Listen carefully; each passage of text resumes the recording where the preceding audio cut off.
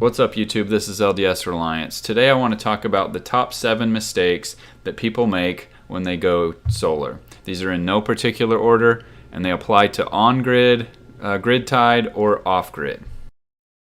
Number 1 is confusing daylight hours with sun hours. A sun hour is a specific unit of measurement that we use in solar to define the period of time in the day when we're going to get the most out of our solar panels. So when it's summertime, we all think, oh, the day is super long, we've got 12 hours of daylight, everything's going to be great, our solar panels are going to be working awesome. However, even in the middle of summer in July, the sun may rise at 6 a.m. and set at 9 p.m., but you're only getting 7 sun hours in the middle of that day where your solar panel is working anywhere close to its maximum capacity. So the rest of the day, the sun will still shine, the solar panel will still work, but it will function at a very, very, very reduced rate. Number 2 is underestimating your power consumption and the various devices that you have in your house. We all have a bunch of different devices in our homes, but not very many of us know how much they're consuming. So how are we supposed to know what this stuff consumes? Well, there's a couple different ways. Number 1, you can get a device that will measure the electricity consumed over time, and you can do some math. Or most appliances and electronic devices in your home will come with information from the manufacturer that gives you an estimate of, especially appliances, as you see here, there's an energy guide, and it tells you an estimate of how much this device is going to consume. Pay special attention to air conditioners, heaters, blow dryers, microwaves, stoves, refrigerators, and so forth. If you at least get a grasp on those big devices, you'll have a pretty good idea of what you're going to consume. Number 3 is not decreasing your usage first. This one is a no-brainer if you do a little math, and I know we're all scared of a little math. So let's do an easy math problem first. The average solar panel costs about $1 per watt.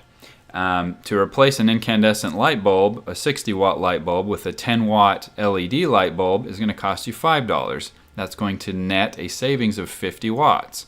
That's going to result in a $50 savings in solar panels you don't have to buy now because you made that energy saving step. There are lots of other ways that you can save on your usage before installing solar, and it's a big deal. You're talking thousands of dollars on a whole home system just by making some careful upgrades first before you do so. Number 4 is having unreasonable or unrealistic expectations. However you got interested in solar, whether you're wanting to go green or you want to save money, you need to know the limitations of what you're getting into. So it's very tempting to go out to Harbor Freight or to Amazon or whatever and find a solar panel kit and it's affordable, it's $100, $150, $300, whatever it is, and you have great visions of doing lots of stuff with this system. I get these questions in the comments all the time. I want to power my refrigerator with this solar panel. Okay, well let's think about this for a second. You've got a 100-watt kit that you bought, but you have a 600-watt refrigerator. How's that going to work? Your solar panel would have to work 6 times longer than your refrigerator, and your refrigerator runs 24 hours a day. It's just not a realistic expectation, and that's just one example. I'd recommend that you start small with something like a light, and then you can scale up later once you figure out what the limitations and the production of your system is going to be in the real world.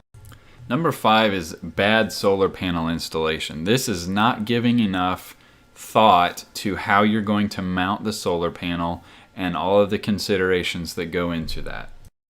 There are lots of things to consider when mounting your solar panel. I'll just talk about a couple real quickly. Number 1, it has to face south. If you live in the northern hemisphere, it needs to face south. Another one is that the angle that you mount the solar panel needs to be equal to the latitude of where you live, roughly speaking. If you can't move it to track the sun, it needs to be approximately the angle of latitude. Another one, and this is not very well known, is that solar panels are designed to run cool. They don't like heat. So that's counterintuitive because they operate in the sun, but a solar panel's optimal range is about 77 degrees Fahrenheit. And so if you don't leave enough air gap behind the solar panel, or you put it in an area that's going to see excessive heat, it will never reach its rated efficiencies. Number 6 is taking a deal that's too good to be true. Usually this is going to be with the grid-tied system, the leased systems that people are selling door to door now, but it can also apply to off-grid as well. We've all heard the phrases, if it's too good to be true, it probably is, and there's no such thing as a free lunch. So when someone comes to your door and is selling you a solar panel system completely free to you that's going to completely eliminate your electric bill or decrease it to almost nothing, there's going to be some drawbacks to that you need to look into. I'm not going to get into all of that. That's not the point of this video, but you need to look into the finer print and the drawbacks of what you're getting into. Another scenario is that you do a lot of research, you do some shopping, and you find a pallet of solar panels for 30 cents a watt. Well, chances are that's probably going to be B-grade cells or something, and typically those are just cosmetic, but they can very much affect the performance of your solar panels. So know what you're buying, get some pictures beforehand, get some guarantees or whatever before you buy something like that. And finally, number 7 is buying before defining your load. And this is one that I made myself, so I know what I'm talking about here. What this is buying a solar panel system before having any clue what you want to do with it. That's a little like buying a house without knowing who's going to live there and what your needs are.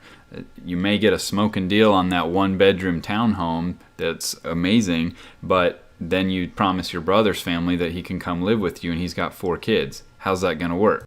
A lot of this stuff just comes down to patience. Know what you're doing, do the research, cover all the angles, ask people who have done this before so that you know, and then decide what your wants are out of the system before you go out and buy something. Don't be like me. I did that. Luckily, it all worked out in the end, and I was able to recover from that, but some people may not. So that concludes our list. Hopefully you learned a few things. Maybe I warned a few people before they make a mistake. It'll all be worth it if that's the case. So as always, thanks for watching, guys.